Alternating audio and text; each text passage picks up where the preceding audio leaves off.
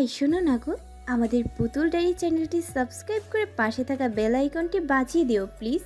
আর গল্পটি ভালো লাগলে অবশ্যই লাইক কমেন্ট করে শেয়ার করে দিও। অভি দ্রুত অনন্যার হাত শক্ত করে ধরে, মাথা নুয়ে অনুনয় সুরে বলতে থাকে, আমি জানি অনন্যা, আমি এইবারও না জেনে না বুঝে খুব বড় অন্যায় করে ফেলেছি। আসলে ব্যাপারটা বিশ্বাস কিংবা অবিশ্বাসের বিষয় নয়, আসল বিষয় হলো আমি তোমাকে নিয়ে বড্ড বেশি সিকিউর, তাই না চাইতেই আমি তোমাকে সন্দেহ করে ফেলি। আমাকে দয়া করে ক্ষমা করে দাও। ফারিস ক্ষুব্ধ নয়নে অভির দিকে তাকিয়ে আছে। সে অনন্যার হাত ধরায় তার অসহ্য রকমের এক বিশ্রী অনুভূতি হচ্ছে। ইচ্ছে করছে পকেটে থাকা পিস্তলখানা অভির মাথায় ঠুকে দিতে। একজন প্রেমিক হয়ে বারংবার নিজের প্রেমিকার চরিত্রে কলঙ্ক ছিটানো আদৌ জেলাসির মধ্যে পড়ে মিস্টার অভি? ফারিসের কথা শুনে অভি থমকে গেল। ফারিসের দিকে তাকিয়ে অনন্যা নিজের হাত ছাড়িয়ে নিল অভির থেকে। অনন্যা কিছুটা পিছু হেঁটে গিয়ে অশ্রুসিক্ত নয়নে অভির দিকে তাকিয়ে অসহায় হয়ে পড়ল। আমি আজ সত্যি ব্যর্থ একজন প্রেমিকা হিসেবে, যে নিজের প্রেমিকের বিশ্বাস কিংবা সম্মানটুকু পাওয়ার যোগ্য নয়। অভি হাত পাড়ে ফের গুটিয়ে নিয়ে বলল, আমি তো ক্ষমা চাইছি তো। অনন্যা তাচ্ছিল্য করে পুনরায় হাসলো, যেন অভি খুব সুন্দর করে কৌতুক সাজিয়ে বলেছে। অতঃপর অনন্যা নিজের আঁখি জোড়া জল মুছতে মুছতে বলল, কিন্তু অভি, সত্যি এটাই, আমি এত কিছুর পরেও তোমায় বিয়ে করব। অনন্যার কথা শুনে ফারিস স্তব্ধ হয়ে যায়। সে অসহায় প্রশ্ন করে, মিস অনন্যা, আপনি এত কিছুর পরেও এমন একজন লোককে বিয়ে করবেন যে আপনাকে না করে সম্মান, না করে বিশ্বাস, এত কিছু জেনেও আপনি বিয়েটা করবেন? হ্যাঁ, করব। অনন্যার উত্তরে খুশিতে দিশেহারা হয়ে অভি অনন্যার গালে হাত দিয়ে বলে, I promised you my darling, আর কখনো তোমাকে আমি হতাশ করব না। আমি নিজের সর্বস্বটা দিয়ে তোমায় ভালো রাখার চেষ্টা করব। অনন্যা অভির হাত সরিয়ে কঠিন গলায় বলল, তুমি আজকের মধ্যেই গায়ে হলুদের আয়োজন করো অভি। কালকের মধ্যেই আমি বিয়েটা সেরে ফেলতে চাই। যদি দেরি করো তাহলে আমাকে হারানোর জন্য প্রস্তুত থাকো। অনন্যার কথা শুনে উপস্থিত সকলেই অবাক হয়ে যায়। সব থেকে বেশি অবাক হয় ফারিস। কি করছে অনন্যা? তবে কি কালকেই হারিয়ে ফেলবে সে তার মিস অনন্যাকে? ফারিসের মস্তিষ্কও কাজ করছে না। অভিও অবাক হয়ে প্রশ্ন করে বলে, কিন্তু একদিনের মধ্যে এত আয়োজন কিভাবে সম্ভব?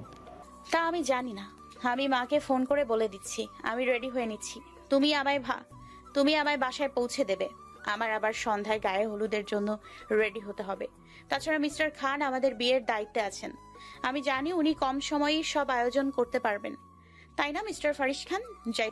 ফারিস হাত মুঠো করে দাঁড়িয়ে আছে, তার মুখে কোনো জবাব নেই। ইয়ানা এগিয়ে এসে বলল, আমার ভাইয়া কেন তোমার বিয়েতে আয়োজন করতে যাবে? তুমি কি জানো না ভাইয়া কষ্ট? ইয়ানার সম্পূর্ণ কথা শেষ হওয়ার পূর্বে ফারিস বলে ওঠে, হ্যাঁ, আমার কোনো কষ্ট হবে না, আমি সব ম্যানেজ করে নিব। অনন্য সৌজন্যমূলক হাসি দিয়ে উপরে চলে গেল তৈরি হতে। এত কিছুর মাঝেও জুয়ের যেন খুশির অন্ত নেই। সে খুশির কারণ অবশেষে তার এবং ফারিসের মাঝের পথের কাটা চলে যাচ্ছে। এখন ভালোই ভালো বিয়েটা হয়ে গেলে তার কোনো চিন্তা নেই। অভিও বাইরে চলে যায় গাড়ি বের করার জন্য। ফারিস কি ভেবে যেন নিজে অনন্যার পেছন পেছন রুমে চলে আসলো। সেখানে অনন্যা মিষ্টিকে কি যেন বলছিল। ফারিস চলে আসায় থেমে যায়। সে মিষ্টিকে দেখেই বলে, মা, তুমি একটু বাইরে যাও, আমার তোমার মিষ্টি মায়ের সাথে কিছু কথা আছে। ফারিস মিষ্টিকে দেখেই বলে। মিষ্টিও বাধ্য মেয়ের মতন ঘরের বাইরে চলে যেতে ফারিস অনন্যার কাছে গিয়ে কিছুটা শান্ত গলায় বলে, আপনি ওই লোকটাকে একদম বিয়ে করবেন না মিস অনন্যা। উনি আপনাকে একটু সম্মান করে না, আপনাকে সে বিশ্বাসই করে না। এমন একটা মানুষকে আপনি কি করে বিয়ে করার কথা ভাবছেন? হোক, অন্তত সে তো আমাকে ভালোবাসে। একদমই নয়। কালকে অবধিও আমার মনে হতো অভি হয়তো আপনাকে অনেক ভালোবাসে, আপনাকে অনেক সুখে রাখবে, কিন্তু সে আপনাকে ভালোবাসে না। আপনি তার জেদে পরিণত হয়েছেন, যাকে সে যে কোনো মূল্যে পেতে চায়। ভালোবাসলে কেউ এইভাবে বারংবার অপমান করতে পারতো না। তবে কি আপনি আমায় ভালোবাসেন মিস্টার ফারিস খান? অনন্যার এমন প্রশ্নে থেমে গেল ফারিস। অনন্যার আশা ভরা নয়নে ফারিসের দিকে তাকিয়ে আছে। আসলে আমি বলতে গিয়ে থেমে গিয়ে পুনরায় বলে উঠল, কিন্তু আপনি কালকে বিয়ের আসরে বসলে মিষ্টির মনের অবস্থা কেমন হবে? সে আপনাকে নিজের মায়ের আসনে বসিয়েছে, তার মনের উপর বিরূপ প্রভাব পড়বে। মা তুমি কোথায়?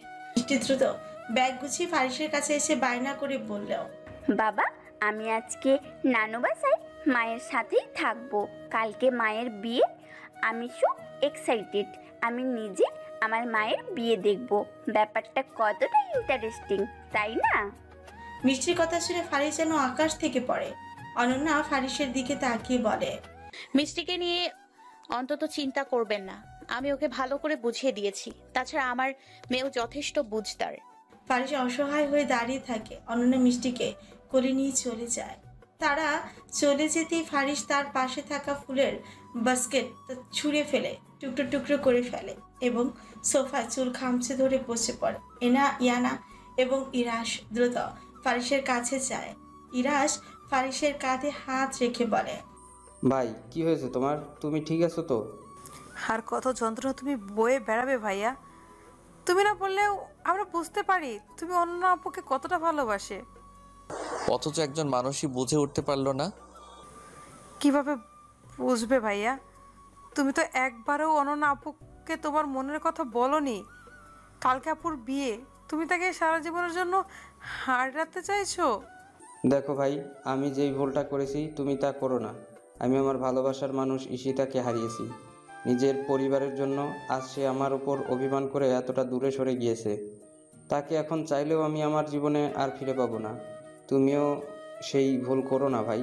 ভালোবাসা একবার হারিয়ে গেলে তাকে ফিরিয়ে আনার সাধ্য কখনোই পাবে না তুমি। ইয়ানার কথার প্রতি উত্তরে ফারিস ভাঙা গলায় জবাব দিল। গায়ে হলুদের সাজে অনন্যা আয়নার সামনে দাঁড়িয়ে আছে। সাদা কাঠ গোলাপে ফুলের সাজে সাদা শাড়িতে অপরূপ সুন্দর দেখাচ্ছে। হলুদের অনুষ্ঠানে তার সাদা শাড়ি পরা নিয়ে সকলে কৌতূহলী থাকলেও কেউ তা নিয়ে মাথা কামায়নি, কারণ সকলেই তার সৌন্দর্যের প্রশংসায় মুখর। তার বন্ধুরা তাকে সাজিয়ে বাইরে স্টেজে চলে গেল। অনন্যা একটু পর যাবে, মিষ্টিও বাইরে সকলের সঙ্গে আনন্দ করছে। এত কিছুর মাঝে হঠাৎ ফারিস এসে দরজা লাগিয়ে দেয়। ফারিসকে দেখে অনন্যা উঠে দাঁড়ায়। ফারিসের গায়ে ফর্মাল শার্ট, কিন্তু উপরের 2-3টে বোতাম খোলা থাকায় তার লোমহীন বুক স্পষ্ট দেখা যাচ্ছে। মাথায় উস্কো খুস্কো চোখে সেই গম্ভীর টাইপ মোটা ফ্রেমের চশমা। তাই ফারিসের আঁখি জোড়ে থাকা বিচ্ছেদের গভীর এক কষ্ট স্পষ্ট টের পাচ্ছে অনন্যা। ফারিস কুড়াতে কুড়াতে অনন্যার গাল চেপে ধরে বলে, অপূর্ব, আপনাকে বড্ড সুন্দর লাগছে মিস অনন্যা। আমার পছন্দের সাদা শাড়িটাও পরেছেন দেখি। আপনি ড্রিঙ্ক করেছেন মিস্টার ফারিস খান? করেছি একটু একটু, সেসব কথা বাদ। আপনি কিন্তু কিছুতেই বিয়েটা করবেন না। কেন করব না? আমি বিয়ে? আপনি আমাকে নিষেধ করার কে? কিছুটা চেঁচিয়ে প্রশ্ন করলো অনন্যা। ফারিস আবারও অনন্যার গালে হাত দিয়ে চেপে বলল, হ্যাঁ, কারণ আমার অধিকার আছে আপনার প্রতি। সেই অধিকার আপনি আমায় না দিলেও আমি তা ফলাবো। আমি ফারিস খান, আপোষ করতে আমি শিখিনি। ছোটবেলা থেকে কাছের মানুষদের হারাতে হারাতে এই পর্যন্ত এসেছি। জীবনের এমন পর্যায়ে এসে আমি আপনাকে হারাতে পারবো না মিস অনন্যা। কথাটি বলে ছোট্ট শিশুর ন্যায় কেঁদে ফেলল ফারিস। অন্যর বুকটা কেঁপে ওঠে। মানুষটার কাঁদছে। কতটা অসহায় হলে একজন পুরুষ কেঁদে ফেলে। অনন্যা হাঁটু গেড়ে ফারিসের দিকে তাকিয়ে বলল, আপনি কাঁদছেন মিস্টার খান? আমি কে যার জন্য আপনার আঁখি জোড়ায় অশ্রু আসলো আজ? আমার হৃৎপিণ্ডের প্রতিটি স্পন্দনের এক একটি সুপ্ত অনুভূতি আপনি। ফারিস অনন্যার বুকে মাথা রেখে গভীর এক নিঃশ্বাস ফেলে অনন্যা শিউরে উঠল। অনন্যা কম্পিত গলায় বিড়বিড়িয়ে বলতে লাগলো, কি করছেন কি মিস্টার খান? আপনি সরে দাঁড়ান প্লিজ, কেউ এসে পড়লে সমস্যা হবে। আমি আসলে একটা হিসাব কষছি। কিসের হিসাব? আমার হৃৎপিণ্ড আপনার নামে যতবার কম্পিত হয়, আপনার হৃৎপিণ্ডেও কি ঠিক ততবার কম্পিত হয় আমার নাম? অনন্যা থেমে যায়। ফারিস হঠাৎ অনন্যার গালে আলতো করে চুমু খেয়ে সরে যায়। অনন্যা এক মুহূর্তের জন্য স্তব্ধ হয়ে ফারিসের দিকে বড় বড় নয়নে তাকিয়ে থাকে, কিন্তু ফারিস তার দিকে তাকিয়ে মুচকে মুচকে হাসছে। যেন অনন্যার এই বিস্ময়কর মুখশ্রী তার বড্ড ভালো লাগে। অনন্যা তুতলিয়ে বলে ওঠে, আপনি কি কি করলেন এটা? কেন আবার করে দেখাতে হবে? ফারিসের এমন কথা শুনে লজ্জা পেয়ে অনন্যা মাথা নুইয়ে ফেলে। ফারিস মুগ্ধ গলায় গালে হাত রেখে বলল, আপনি কি লজ্জা পাচ্ছেন মিস অনন্যা? আপনি কি জানেন লজ্জা পেলে আপনার বড্ড স্নিগ্ধ লাগে? And you know what, I just like this, হা হা হা। বলে উচ্চস্বরে হেসে ওঠে ফারিস। অনন্যা ফারিসকে হাত ধরে বিছানায় বসিয়ে দিয়ে বলে, চুপ। আর একটা কথাও নয়। আপনি ড্রিঙ্ক করেছেন ভালো কথা, কিন্তু এত ওভারলোড করেছেন কেন? মিষ্টি দেখলে কি ভাববে? হ্যাঁ, আমার কষ্ট লাগছিল তাই ড্রিঙ্ক করেছি। তা কিসের এত কষ্ট আপনার মিস্টার ফারিস খান? আপনি কি কিছুই বুঝেন না? কি বুঝবো? আপনি অন্য কারো হয়ে গেলে যে আমার বড্ড কষ্ট লাগবে। আমার জাস্ট সহ্য হচ্ছে না এই জীবনে মায়ের পরে, আমার মেয়ের পরে আপনাকে সব থেকে বেশি আপন মনে হয়েছে মিস অনন্যা। আপনিও যদি আমাকে ছেড়ে চলে যান আমি বড্ড ভেঙে পড়ব। Please try to understand. Faris অনন্যার হাত ধরে মাথা ঠেকিয়ে বড় বড় শ্বাস ফেলে। অনন্যা ফারিসকে সামলিয়ে বলে, আপনি থাকুন, আমি এক্ষুনি আসছি। কথাটা বলে অনন্যা বেরিয়ে যেতে লক্ষ্য করে দরজায় কেউ কড়া নড়ছে। অনন্যা কে বলতে অপর পাশ থেকে ইয়ানা বলে ওঠে, অরুণা আপু, আমি ইয়ানা। ভাইয়া কি তোমার ঘরে? অনন্যা দ্রুত দরজা খুলতে ইয়ানা হুড়মুড়িয়ে ঘরে প্রবেশ করে। ইয়ানা ফারিসকে দেখে বলে, ভাই কি হয়েছে? ভাই এমন করছো কেন? তোমার ভাই ড্রিঙ্ক করে এসছে। সে কি কেন? কারণ সে বর্তমান যুগের দেবদাস। আমি বরং লেবুর শরবত নিয়ে আসি। তুমি তোমার ভাইয়ের কাছে থাকো। মিষ্টিকে ওনাকে এই অবস্থায় দেখে ফেললে সমস্যা হবে। তাছাড়া একটু পরেই অনুষ্ঠান শুরু হবে। অনন্যা চলে যেতেই ফারিস ইয়ানার দিকে অসহায় নয়নে তাকিয়ে বলে, দেখলি মিস অনন্যা ঠিক কতটা স্বার্থপর একজন মহিলা। এত কিছুর পরেও ঢ্যান ঢ্যান করে ওই অভিষিকদারকে বিয়ে করবেন, যে মানুষটা ওনাকে একদমই আমার কষ্টের কোনো মূল্যই ওনার কাছে নেই। ইয়ানা হঠাৎ ফুপিয়ে কেঁদে ফেলল। ফারিস উঠে দাঁড়িয়ে ইয়ানার চোখে জল মুছে হালকা হেসে বলল, কিরে পাগলি, তুই আবার কাঁদছিস কেন? তুমি অন্য আপুকে খুব ভালোবাসো তাই না? আর তুমি আপুকে মিথ্যে বললে কেন? তুমি তো একটু ড্রিঙ্কস করনি। তুই বুঝলি কি করে? আমি তোমার বোন ভাইয়া, আমি না বুঝলে কে বুঝবে? কিছু মনের কথা জমা ছিল, তা বলার সময়টুকু যে আজই ছিল। আজ যদি বাহানা দিয়ে না আসতাম তবে যে নিজের প্রিয় মানুষটাকে বলাই হতো না কতটা জায়গা জুড়ে আছে সে আমার অস্তিত্বে। ভাই দেখো, আমি তোমার ভালোবাসাকে তোমার থেকে দূরে যেতে দেব না। তোমার ভালোবাসাকে কেড়ে নিতে পারবে না, অন্তত অভিষেকদার তো নয়। ইয়ানার ভাবনার মাঝে ফারিসের ফোন বেজে ওঠে। ফারিস ফোনটা পেয়ে কেটে দিয়ে পকেটে রেখে ইয়ানার দিকে তাকিয়ে বলে, আমাকে একটা ইম্পর্টেন্ট কাজে এখনই যেতে হবে। কিন্তু কোথায় ভাইয়া? আছে একটা অফিসিয়ালি কাজ, তুই বরং এদিকে সামলা, আমি এক্ষুনি আসছি। কিন্তু ভাইয়া। ইয়ানার কথা শেষ হওয়ার পূর্বে ফারিস বেরিয়ে চলে যায়। ফারিস চলে যেতেই লেবুর পানি নিয়ে অনন্যা ভেতরে প্রবেশ করে বলে, ইরায়া, তোমার ভাই কোথায়? আসলে ভাই তো একটু বেরিয়েছে। কিন্তু এমন অবস্থায় উনি কোথায় বেরিয়ে গেলেন? ইয়ানা অনন্যার হাত থেকে এই গ্লাসটা নিয়ে টেবিলে রেখে বলল, ভাইয়ের নেশা কেটে গেছে, সেসব ছাড়ো। বাইরে সকলে তোমার জন্য অপেক্ষা করছে, তুমি আমার সাথে চলে তো। রুমা খান সোফায় বসেছিলেন। খালেদ খান এবং রেশমি খান বাইরে থেকে এসে ব্যালকনিতে কেবলমাত্র সরি রুমা খান সোফায় বসেছিলেন। খালেদ খান এবং রেশমি খান বাইরে থেকে এসে কেবলমাত্র বাড়িতে ঢুকেছেন। তার হসপিটালে আরশকে দেখতে গিয়েছিলেন। রুমা খান বসা থেকে প্রশ্ন করলেন, আরশ কেমন আছে এখন? খালেদ খান কিছু বলার আগে রেশমি খান ক্ষোভ নিয়ে উত্তর দেন, তা জানি আপনি কি করবেন মা? আপনার নাতি বলতে তো ইরাস এবং ফারিস এই দুজনেই। আমার ছেলেটা মরে গেছে নাকি বেঁচে আছে সেদিকে কি আপনার আদৌ কোনো চিন্তা আছে? আপনি তো তাকে আর একটিবারও দেখতে ছুটে যাননি হসপিটাল। সে তার কর্মের ফল পেয়েছে এবং আমি মনে করি এটাই তার জন্য প্রয়োজন ছিল। এই শাস্তি এইবার থেকে মানুষ হতে সাহায্য করবে, যা আমি বা তোমরা কেউই করতে পারিনি। রেশমি খান চুপ হতে খালেদ খান বলেন, আরস এখন ভালো আছে মা, কেবিন শিফট করা হয়েছে, তবে অক্সিজেন চালু আছে আর মাত্র 7-8 দিনের মধ্যেই ওকে রিলিজ দেবে। যাক ভালো। তাদের কথোপকথনের মাঝে রাশেদ খান ক্লান্ত হয়ে বাড়িতে ফিরে সোফায় বসলেন। রাশেদ খান সোফায় বসে হাতের ঘড়িটা খুলতে খুলতে বললেন, আমার জয়ের খুনিকে আমি জাস্ট সহ্য করতে পারছি না। শুধু কি তারই দায়িত্ব? তুমি কি নও রাশেদ? রুমা খানের কথা শুনে রাশেদ খান মাথা নুইয়ে বলে, আমি সব থেকে বড় অপরাধী, জানি সে অপরাধের কোনো ক্ষমা নেই। রুমা খান সুদীর্ঘ শ্বাস ফেললেন। মা আমি শুনেছি অনন্যার আজ গায়ে হলুদ কাল বিয়ে, তা কি সত্যি? সত্যি। বাড়ির ছোটরা তো সেখানেই গিয়েছিল। কি বলছো মা? তাহলে আমার ছেলের কি হবে মা? বাহ, আজকাল তুমি আমার ফারিসকেও নিয়েও চিন্তা করছো। বিষয়টা সত্যি আশ্চর্যজনক। মায়ের তাচ্ছিল্য বিপরীতে রাশেদ খান নিচু গলায় বললেন, আমি তোর বাবা, আমি জানি আমার ছেলেটা ঠিক কতটা ভালোবেসে ফেলেছে অনন্যাকে। ওর চোখের ভাষা স্পষ্ট তা বলে দেয়। আমার ছেলে ছোটবেলা ওর মাকে হারিয়েছে শুধু আমার দোষে। আমি থেকেও তার পাশে ছিলাম না। সব হারিয়ে সে যখন তার ভালোবাসার মানুষটিকে পেল, সেও তাকে ফেলে চলে যাবে মা। আমার ছেলেটা তখন কাকে আঁকড়ে ধরবে মা? আমার ছেলেটা তখন কি আঁকড়ে ধরবে মা? রুমা খানের আঁখি জোরে অশ্রু টলটল করতে থাকে। তিনি তা দ্রুত মুছে সোফায় হেলান দিয়ে বসে পড়লেন। এমন উত্তর যে তার কাছেও নেই। অপরদিকে হাত পা বাঁধা অবস্থায় অন্ধকার এক রুমে বসে আছে জিওই।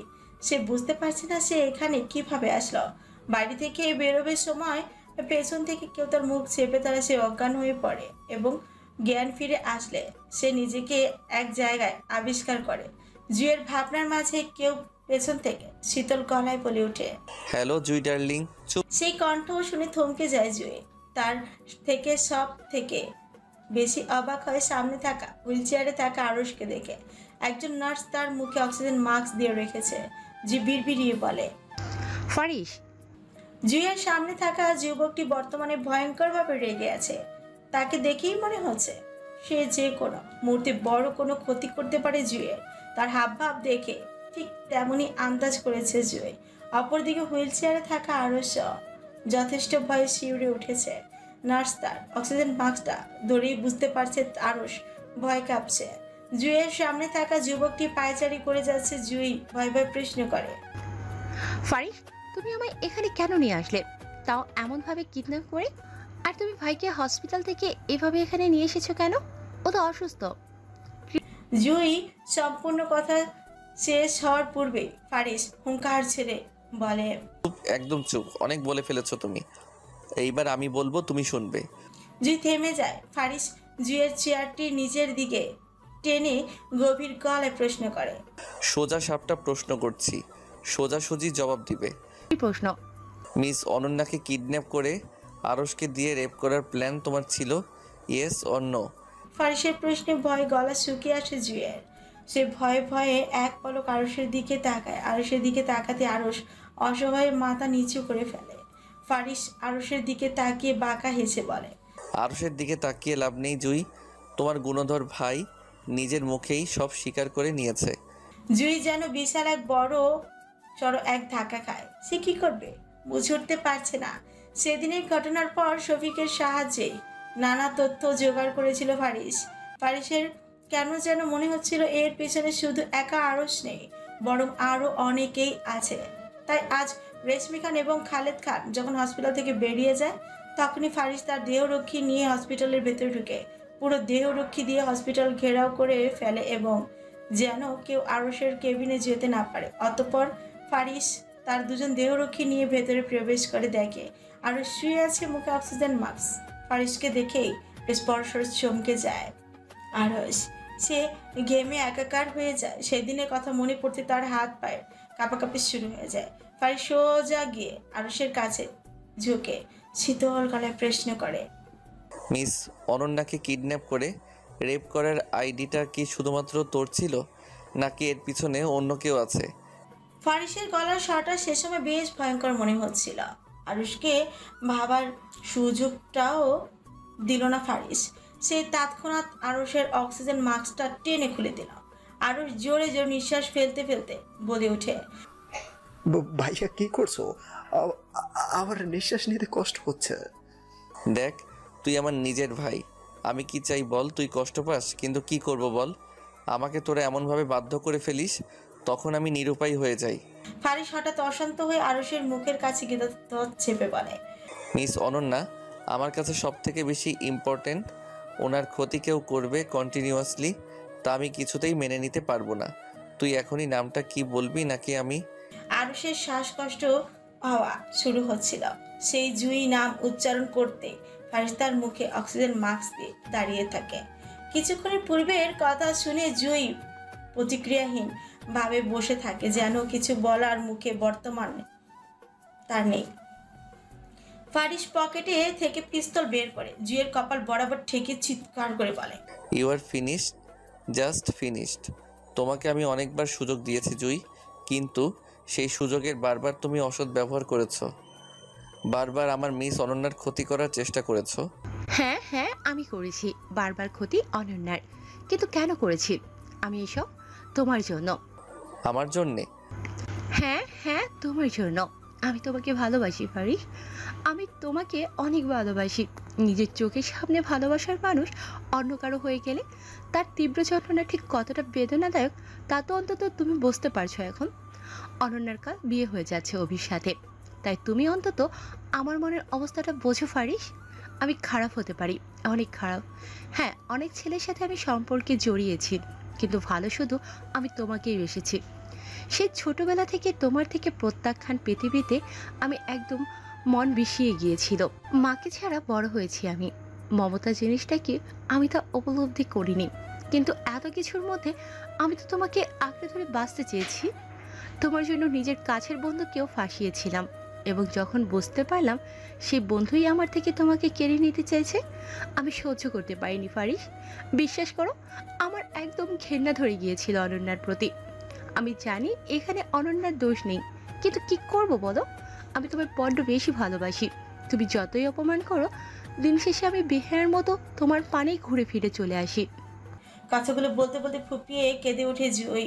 ফারিস পিস্তলটা ফেলে দিয়ে এক মুহূর্তের জন্য স্তব্ধ হয়ে থাকে। পুরো ঘর জুড়ে পিন পতন, নীরবতা। অবশেষে ফারিস বলল, আমি তোমার মনের অবস্থা বুঝতে পারছি জুই, তাই আমি তোমাকে নিজ হাতে শাস্তি দিব না। তুমি যা করেছো তার সত্যি ক্ষমা নেই, তাই আমি তোমাকে আইনের হাতে তুলে দিব, এবং আরশু সুস্থ হলে তাকে আইনের আওতায় নেওয়া হবে। ফারিস কথাটা বলে বেরিয়ে যায়। অপরদিকে হলুদের অনুষ্ঠানে অনন্যা আঁখির জোড়া একজন মানুষকে বারংবার খুঁজছে, কিন্তু সে কি আদৌ আজ ধরা দিবে অনন্যার চোখে? অনন্যার কেমন যেন অস্থির অস্থির লাগছে। ফারিস হঠাৎ কোথায় গেল? মানুষটার শরীরের অবস্থাও ভালো ছিল না, এমন অসুস্থ শরীর নিয়ে কিসের মিটিংয়ে গেল সেটাই ধারণা করতে পারছে না। এনা ইয়ানার কানে ফিসফিস করে বলে, ইয়ানা আপু, লক্ষ্য করেছো ভাইয়াকে না দেখে অনন্যা আপুর এক প্রকার অস্থিরতা কাজ করছে। ইয়ানা মাথা নাড়ায়, কিন্তু কোনো প্রকার উত্তর দেয় না। মিষ্টি ইরাসের কোলে উঠে বলে, কাকাই, বাপি কোথায়?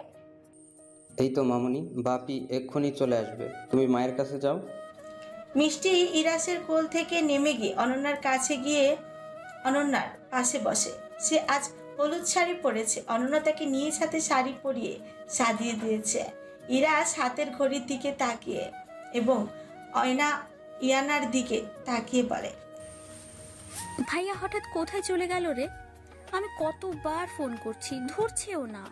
তো কি করবে ভাইয়া? এখানে বসে বসে নিজের ভালোবাসার মানুষ অন্য কারো হয়ে যাবে তা দেখবে? কিছুটা চেঁচিয়ে প্রশ্ন করলো ইয়ানা। ইয়াস হতাশ গলায় বলল, আসতে ইয়ানা, এইখানে একটা অনুষ্ঠান চলছে, মানুষ শুনলে সমস্যা হবে। অভিকে অনন্যার পাশে বসে কিছুটা অভিমানের সুরে বলল, আজ আমাদের গায়ে হলুদ, তুমি এই শাড়িটা কেন পরছো অনন্যা? আমার পছন্দের শাড়িটা পরলে না কেন?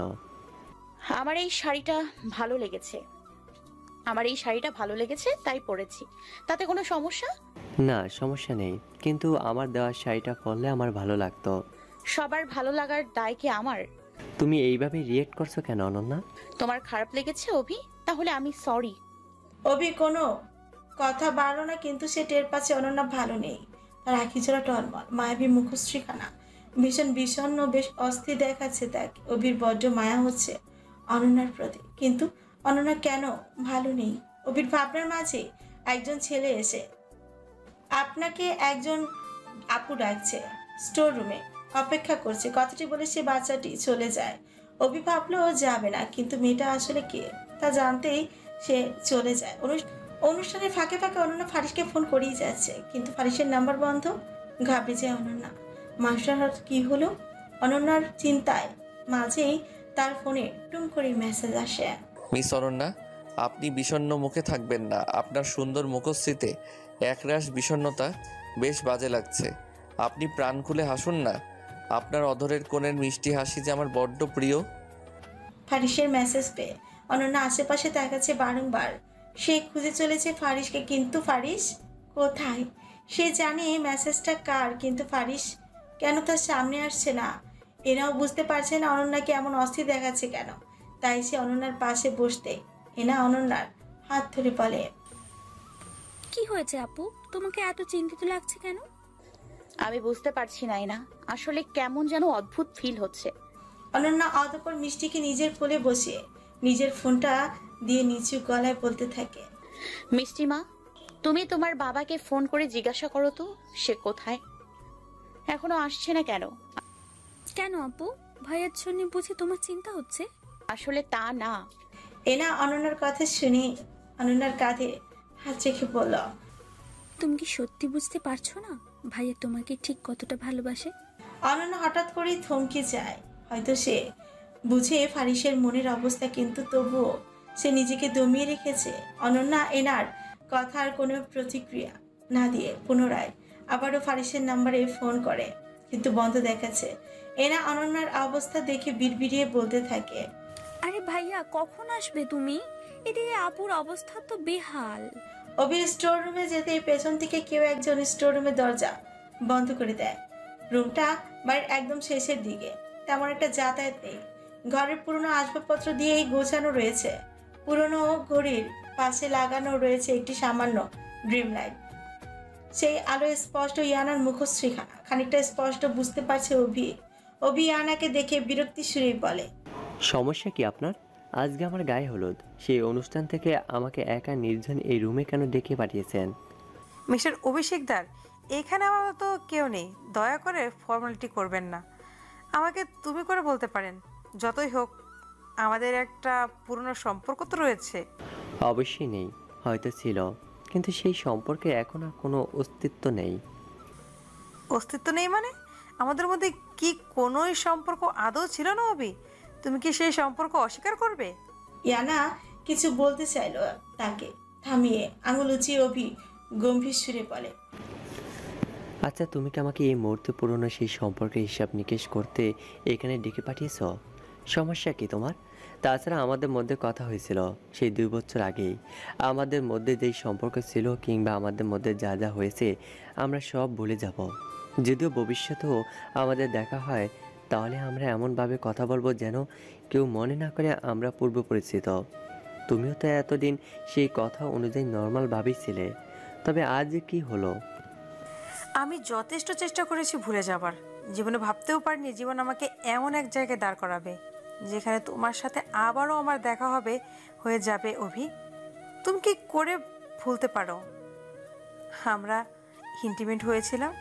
অভি চুল খামচে ইয়ানার বাহু চেপে বলে, হ্যাঁ, আমরা ভুলক্রমে ফিজিক্যালি রিলেশনে জড়িয়েছিলাম, কিন্তু সেদিনের পরেই আমরা আমাদের বন্ধুত্বকে শেষ করেছি। এবং তোমাকে এইটাও বলেছিলাম বাংলাদেশে আমার প্রেমিকা আছে যাকে আমি ভালোবাসি এবং বিয়ে করতে চাই, সে শুধুমাত্র অনন্যা। আমি ভুল করেছি, তবে আমি ইচ্ছাকৃত সেদিন রাতে কিছুই করিনি ইয়ানা, সেটা তুমিও জানো। ট্রাই টু আন্ডারস্ট্যান্ড, কালকে আমার বিয়ে। অভির কথা শুনে হঠাৎ রেগে গিয়ে ইয়ানা অভির কলার চেপে ধরে বলে, কালকে বিয়ে মানে? কিসের বিয়ে? কিসের বিয়ে মানে? আমার এবং অনন্যার বিয়ে। তুমি কি ভেবেছো তুমি আমার চোখের সামনে বিয়ে করে ফেলবে অন্য কাউকে এবং তা চুপচাপ মেনে নেব? একদমই না। কিন্তু এত বছরে যখন তোমার জীবনে তা কোনো এফেক্ট পড়েনি, তাহলে আজ তোমার কি হলো ইয়ানা? তার এক্সপ্লেনেশন আমি তোমায় দিতে পারবো না অভি। কাল তুমি আমায় বিয়ে করবে। তোমায় বিয়ে করব মানে? অবশ্যই আমাকে কালকে বিয়ে করতে হবে, না হলে কালকে আমাদের রাতে সেই ভিডিওটা আমি সবার সামনে এক্সপোজ করব। হোয়াট? তুমি কি পাগল হয়ে গিয়েছো ইয়ানা? হ্যাঁ হয়েছি আমি।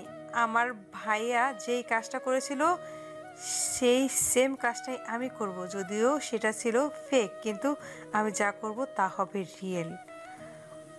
অনেক তো অনন্যা আপুর ক্যারেক্টারের সার্টিফিকেট দিয়ে বেরাও, যখন তোমার আসল রূপ সবার সামনে বের হবে তখন কেমন হবে অভি? অভি মাথা নিচু করে ফেলে, হ্যাঁ, সে 2 বছর আগে নেশার করে ইয়ানার সাথে মিলিত হয়েছিল, তবে তাই ইচ্ছাকৃত নয়। সে এবং ইয়ানা একই সাথে লয়ের প্র্যাকটিস করছিল কানাডাতে। ইয়ানা তার জুনিয়র ছিল এবং তারা যথেষ্ট ভালো বন্ধুও ছিল।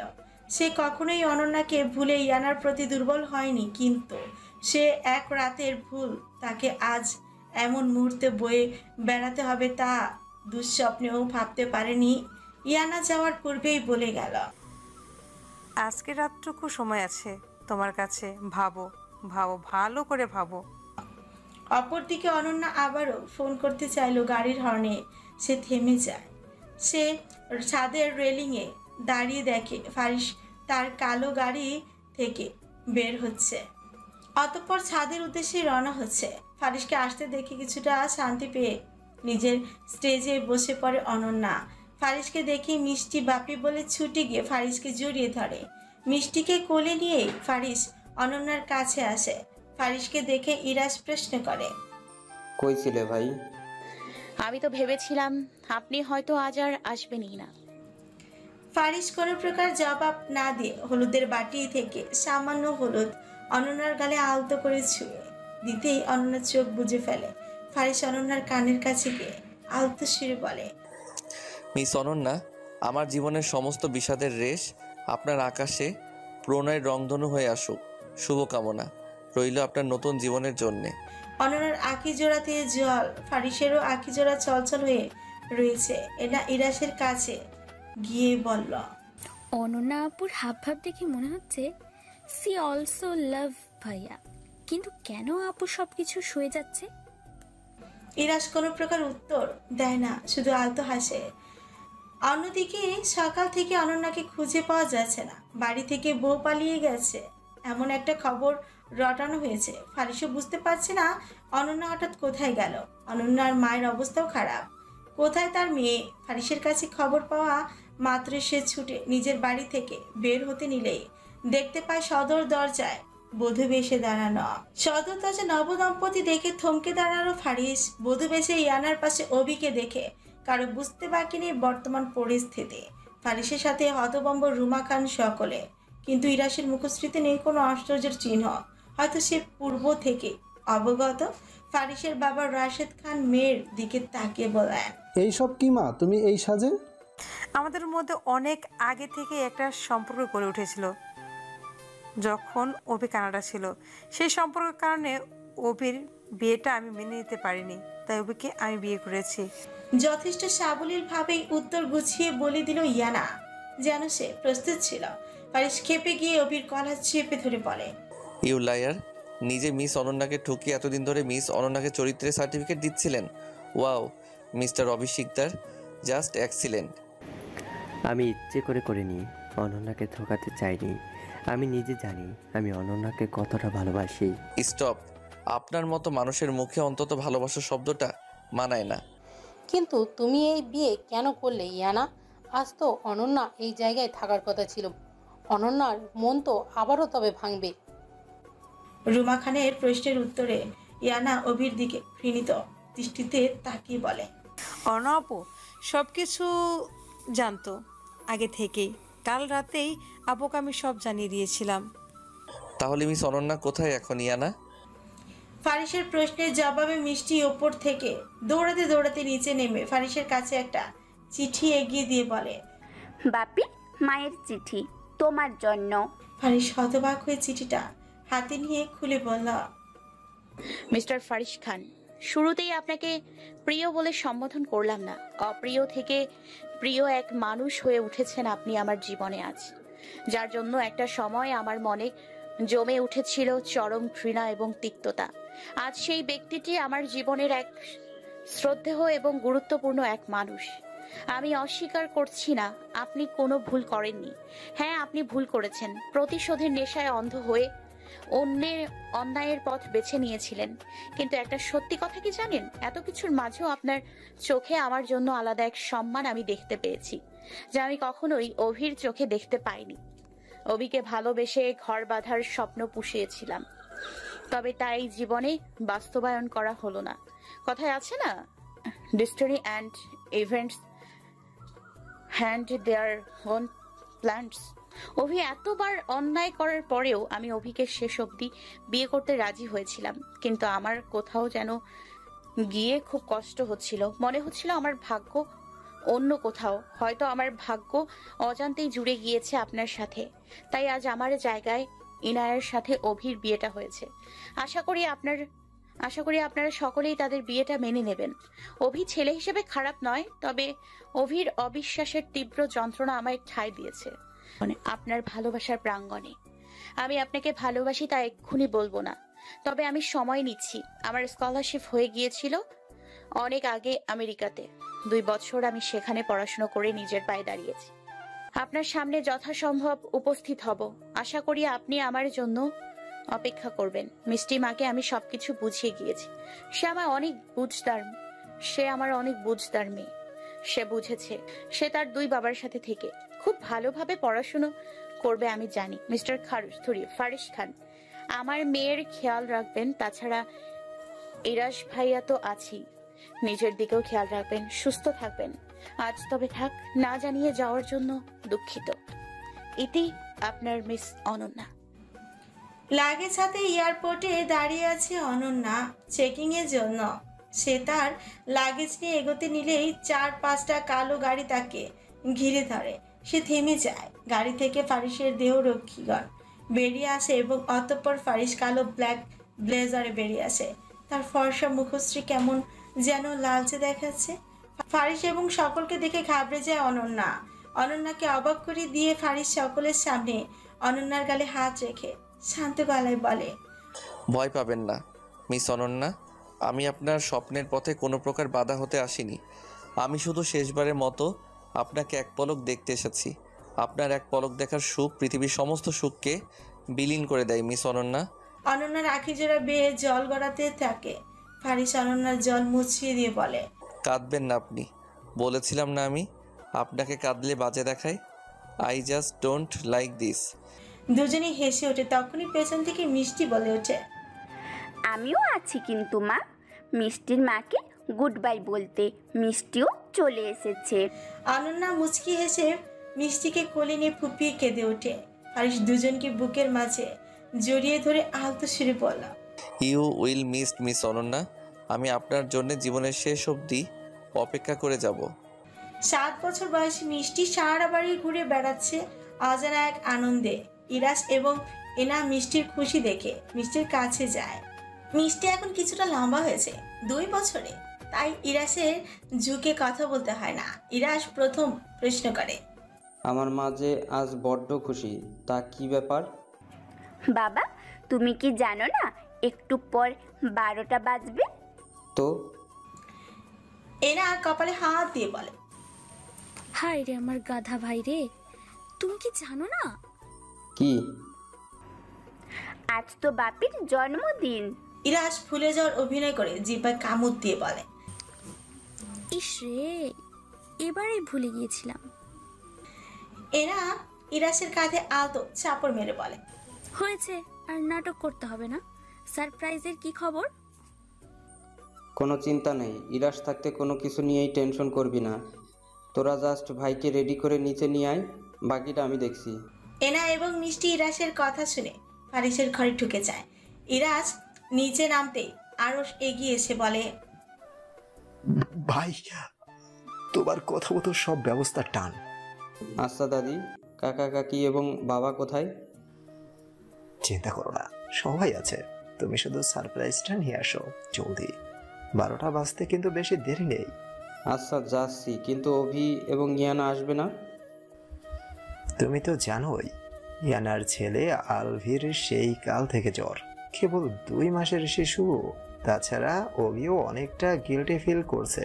আই থিঙ্ক এখনই অনন্যার সামনাসামনি হলে বিষয়টা অন্যদিকে ঘোরাবে। তাছাড়া সময় দাও, দেখবে এমনিতেই সব ঠিক হয়ে যাবে।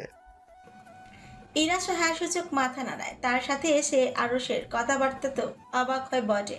সত্যি 2 বছরে নিজেকে শুধরে নিয়েছে সে। জুইও থাইল্যান্ডে সেটেল হয়েছে, নিজেদের পারিবারিক ব্যবসা দেখছে। তার মা ইশিকা বেগম জেলখানায় রয়েছেন এখন। সন্তান হিসাবে প্রায় তার সাথে দেখা করে খবর নিয়ে আসে ইরাস। ইরাস ভেবে রেখেছে তার মা শুধরে গেলে, তার শাস্তি শেষ হলে সে তার মাকে ঢাকার কোনো ফ্ল্যাটে রেখে আসবে, কারণ সে জানে তার বাবা কিছুতেই তার মায়ের সাথে পুনরায় সংসার করবে না। এবং তার বাবার সাথে সে নিজেও সহমত।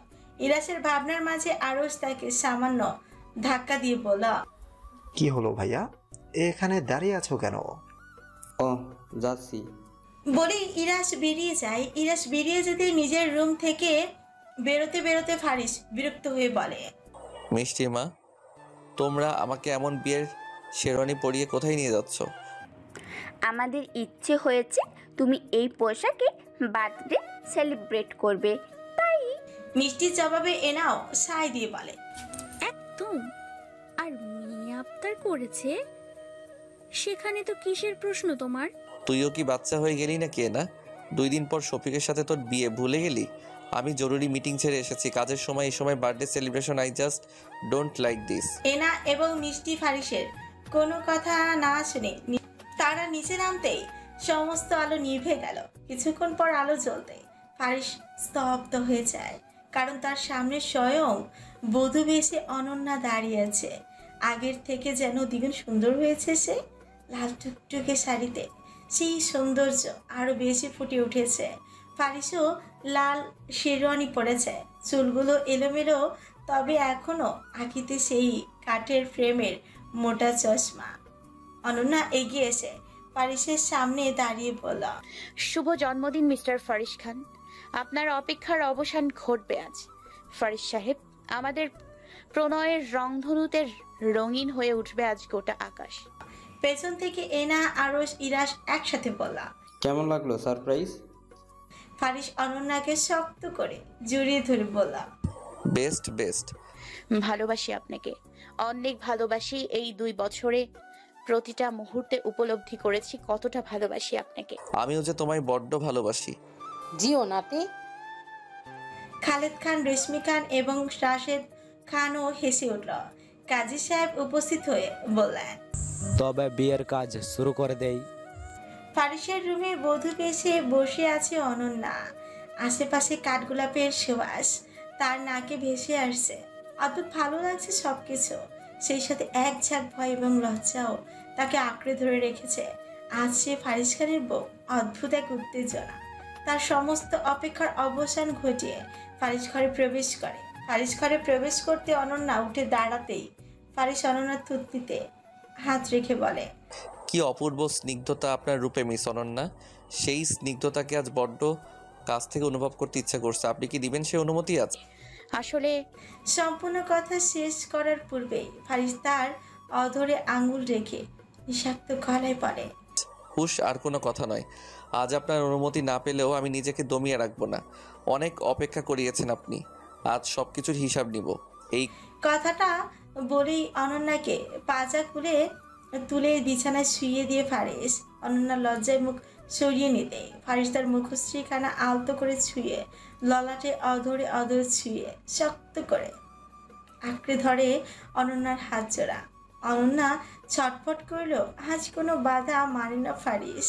তাদের ভালোবাসার প্রণয়ের সাক্ষী হয়ে থাকে নিস্তব্ধ রাতের প্রহর।